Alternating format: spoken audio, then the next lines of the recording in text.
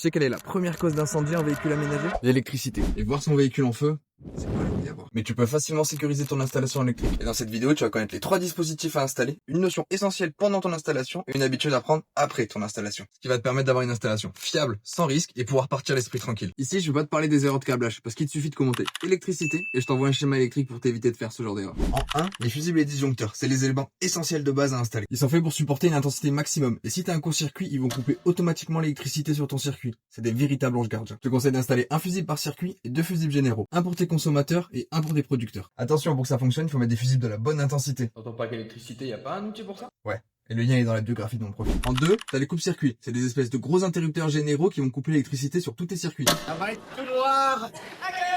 Je te conseille d'en mettre un sur tes consommateurs, un sur tes producteurs et un sur la batterie de ton véhicule. Ça va te permettre de couper ton électricité en cas d'urgence ou d'éviter que ta batterie se décharge quand tu laisses ton véhicule. 3. Le Smart Battery Protect. Lui, quand il va détecter une surcharge trop importante ou une décharge trop profonde, il va couper automatiquement ta batterie. C'est ton deuxième ange gardien. En 4. Correctement dimensionner ses câbles, c'est primordial. Ça veut dire mettre le bon diamètre de câble là où il faut. Parce qu'un câble trop petit par rapport à la puissance qu'il traverse va s'échauffer, fondre et potentiellement créer un incendie. Et pour mettre la bonne section de câble, ça se calcule.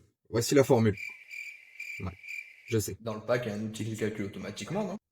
Avant que je te donne la dernière habitude à prendre, si tu veux voir plus d'astuces dans ce genre, tu sais quoi faire. Et en 5, contrôle régulièrement tes raccords et tes câbles. Parce que ton véhicule vibre en permanence quand tu roules. Et ça a tendance à desserrer tes raccords et abîmer tes câbles. Ça peut causer des étincelles et des courts-circuits et potentiellement un incendie. Moi personnellement, je les contrôle tous les mois. Et si tu veux un coup de pouce pour ton installation électrique, je t'ai fait un pack électricité où tu vas retrouver en plus de tous ces éléments de sécurité et du schéma électrique, des outils pour calculer ton autonomie, le dimensionnement de tes panneaux solaires et comment choisir ta batterie, ainsi qu'une liste de tous les équipements dont tu as besoin. C'est chouette, non? Tu vas retrouver le lien dans la bio de mon profil. Et voilà, maintenant